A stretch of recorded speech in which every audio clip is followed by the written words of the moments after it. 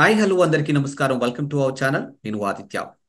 హైడ్రాకి సంబంధించినటువంటి అంశం ఎంత పెద్ద చర్చనీయాంశంగా మారుతుందో మనం అందరం చూస్తున్నాం. అందులో భాగంగా నాగార్జున గారికి సంబంధించినటువంటి కన్వెన్షన్ కూల్చివేత కూడా మనం చూస్తూనే ఉన్నాం. సో ఇప్పుడు ఇదంతా జరుగుతున్న తరుణంలో ఈ అంశాలన్నింటినీ బేస్ చేసుకొని cine hero Hindupuram MLA Balakrishna మరో వ్యాఖ్యలు చేశారు. సో ఇప్పుడు ఆ వ్యాఖ్యలు నెట్టింట చర్చాంశనీయంగా మారాయి. సో మరి వీటి గురించి మాట్లాడడానికి ప్రస్తుతానికి మనతో పాటు లైవ్ లో ఉన్నారు ప్రముఖ పొలిటికల్ అనలిస్ట్ ఎంకే రావు గారు. సో సార్ నాటికి మరిన్ని విషయాలు తెలుసుకుందాం. సార్ నమస్కారం సార్. నమస్తే.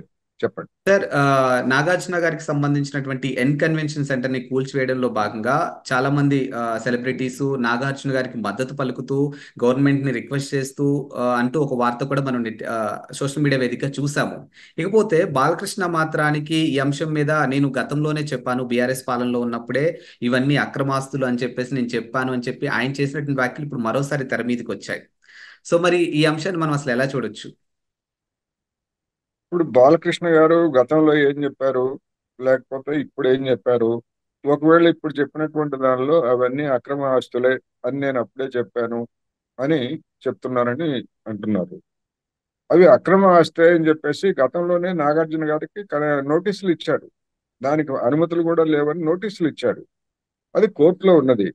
ఆ కూల్చివేతకు సంబంధించినటువంటి దాని మీద ఎలాంటి స్టేలు కానీ లేవని చెప్పేసి అధికారులు, హైడ్రా అధికారులు చెప్తున్నారు.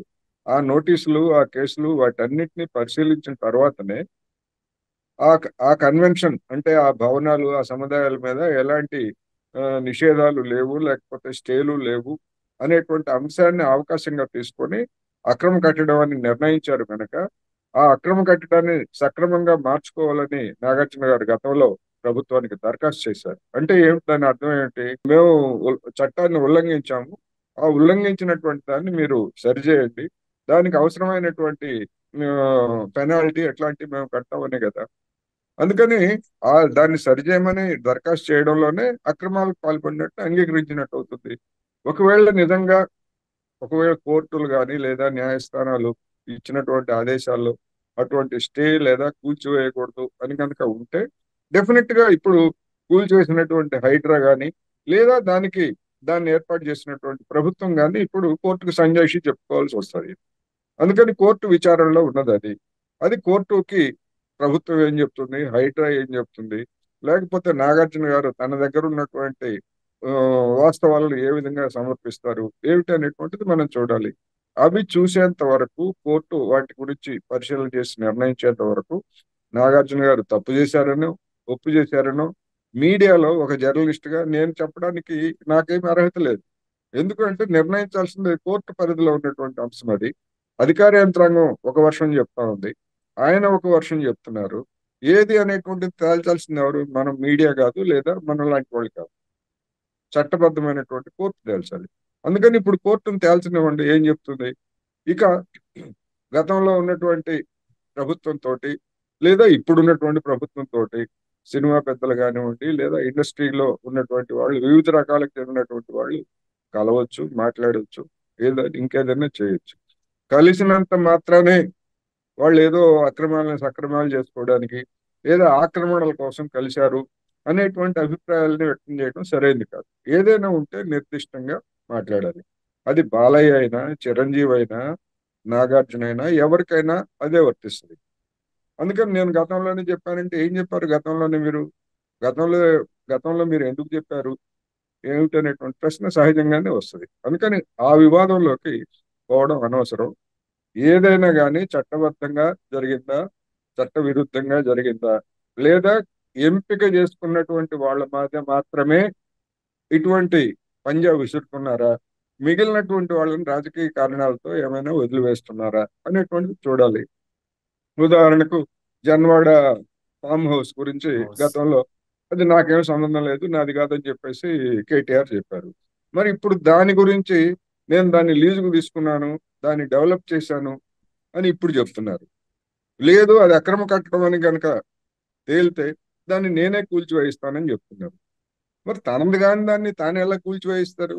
అక్రమ కట్టడమా సక్రమ కట్టడం అనేటువంటిది ఆ స్థల యజమాని లేకపోతే ఆ కట్టడ యజమాని తేల్చుకోవాలి. దానికేం నేను యజమాని కాదంటాడు, నేను కట్టించలేదు, నాకేం సంబంధం లేదంటాడు. ఇప్పుడుకి వచ్చేసరికి నేను లీజుకు తీసుకున్నాను, అవసరమైతే నేను కూల్చివేయిస్తాను అంటే ద్వంద్వ మాటలు మాట్లాడుతున్నటువంటి పరిస్థితి కనిపిస్తాం. అందుకని ఎవ్వరూ ఫెయిర్ గా లేరు. ఇప్పుడు అక్కడ అక్రమ కట్టడాలు ఉన్నటువంటి వాళ్ళలో వీళ్ళు చెప్తున్నట్టుగా కాంగ్రెస్ వాళ్ళు ఉన్నారు, బీజేపీ వాళ్ళు ఉన్నారు, అన్ని పార్టీల వాళ్ళు ఉన్నారు, మంత్రులు. ఆయన పొంగులేటి శ్రీనివాసరెడ్డి చెప్పాడు కదా, అది నాది కాదు నా కొడుకు కట్టడం అని చెప్పాడు. నిబంధనలకు విరుద్ధంగా ఉంటే కావాలంటే కూల్ చేసుకోమని చెప్పాడు. అది నిబంధనలకు ఉందా లేదా, దాన్ని కూల్ చేస్తుందా లేదా అనేటువంటిది మనం చూడాలి. ఒకవేళ నిబంధనలకు అనుగుణంగా కూల్చివేశారనుకోండి, హైడ్రాని అభినందిస్తారు. లేదు నిబంధనలకి విరుద్ధంగా ఆ అక్రమ కట్టడం అయితే దాన్ని హైడ్రా కూల్చివేయకపోతే రేవంత్ రెడ్డి సర్కారు, మంత్రి అందరు కూడా బదనామం. అండ్ ఇక్కడ చూసుకుంటే హైడ్రాలో సరే బడా నేతలు ఎవరైతే ఉన్నారో పొలిటికల్ లీడర్స్ కానీ సినిమాకి సంబంధించిన నేతలు ఎవరైతే ఉన్నారో వాళ్ళ అక్రమ కట్టడాలను కూల్చివేయడంలో ఓకే ఫైన్ బాగుంది అని అన్ని మాట్లాడుతున్న ఒక వర్గం, కొంతమంది ఎవరైతే సామాన్యులు అవ్వచ్చు నిరుపేదలు అవ్వచ్చు ఉండడానికి ప్లేస్ లేక చెరువుల దగ్గర అక్కడ ఇక్కడ వాళ్ళకి సంబంధించిన చిన్న చిన్న వసాలు ఏర్పాటు చేసుకుని ఉంటున్న వాళ్ళ దగ్గర వాళ్ళని కూడా కూల్చివేసి ఉన్న పలంగా అంటే వితౌట్ నోటీస్ వాళ్ళని కూల్చివేసిన అంశం ఒకటి బాధాకరంగా ఉందని చెప్పేసి మనం సోషల్ మీడియా వేదికగా తెలియజేస్తున్నాం. మరి ఆ అంశాన్ని మనం ఎలా చూడొచ్చు సార్ అసలు? ఇప్పుడు డబ్బున్నటువంటి వాళ్ళు లేదా ఫామ్ హౌస్లు ఇట్లాంటివి కట్టుకోవడానికి ఆక్రమించినటువంటి వాళ్ళని ఎలాంటి నష్టపరిహారం లేకుండా నిర్దాక్షిణ్యంగా చట్టవిరుద్ధంగా ఉంటే వాళ్ళని కూల్చివేయాల్సిందే. గతంలో సుప్రీంకోర్టు కూడా చెప్పింది. ఢిల్లీలో ఒక కొన్ని వందల ఆ, నివాసాలు ఉన్నటువంటి బిల్డింగ్స్ ని కూల్చివేసింది. అదేవిధంగా క్వశ్చన్ దగ్గర పర్యావరణానికి హాని కలిగిస్తుంది, నిబంధనలకు విరుద్ధంగా కట్టారు అనేటువంటిది ఒక్కొక్క ఫ్లాట్ ₹1 కోటి నుంచి ₹3 కోట్ల ఉన్నటువంటి దాన్ని కొన్ని వందల ఫ్లాట్లని నిర్దాక్షిణ్యంగా కూల్చివేసింది. అందువలన సుప్రీంకోర్టు కానీ ఏ కోర్టు కానీ అక్రమ కట్టడాలని లేదా పర్యావరణాన్ని ఉల్లంఘించినటువంటి వాటిని ఎవరిని కూడా వదిలేలేదు. అదే సందర్భంలో ఆ క్వశ్చన్ దగ్గర కూల్చివేసినటువంటి కట్టడాల్లో బాధితులైతే ఎవరైతే ఉన్నారో మీరు చెప్పినట్టుగా అమాయకంగా కొనుక్కున్నారా లేకపోతే తెలిసి కొనుక్కున్నారా, ఎట్లన్నా కొనుక్కోనివ్వండి, అటువంటి వాళ్ళకి ₹25 లక్షల ఒక్కొక్క ఫ్లాట్ కి నష్టపరిహారం ఆ సదరు కంపెనీ చెల్లించాలని కూడా సుప్రీంకోర్టు చెప్పింది.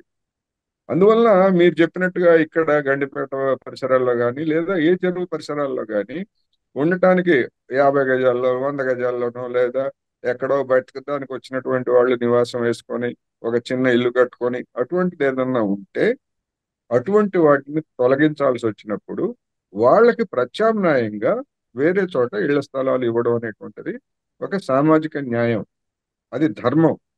ప్రభుత్వం అటువంటి చర్యలు తీసుకోవాలి. అందుకని అలాంటి పేదలు ఎంతమంది ఉన్నారు అనేటువంటిది ముందుగా ఒక జాబితాను తయారు చేయాలి. అటువంటి వాళ్ళకి ఎక్కడ ప్రత్యామ్నాయంగా ఎక్కడ స్థలాలు ఇవ్వాలనేటువంటిది కూడా ఉండాలి. ఎందుకు అంటే హైడ్రా అనేటువంటిది ఒక అక్రమ కట్టడాల జాబితాను తయారు చేసేటప్పుడు ఆ అక్రమ కట్టడాల్లో పేదవాళ్ళు ఎవరైనా ఉండేట్లయితే, అంటే సామాజిక న్యాయం అనికి అర్హులైనటువంటి వాళ్ళు ఎవరైనా ఉండేట్లయితే వాళ్ళకి ప్రత్యామ్నాయంగా స్థలాలను చూపించాల్సినటువంటి పథకాన్ని కూడా ప్రభుత్వం తయారు చేయాలి. అది తయారు చేయకపోతే కనుక అది తప్పు అవుతుంది. అందుకని సోషల్ మీడియాలో వచ్చినా ఏ మీడియాలో వచ్చినా ఎవరు వచ్చినా కానీ అటువంటి పేదవాళ్ళకి అన్యాయం జరగకూడదు. అదేవిధంగా నాలాలను ఆక్రమించారు.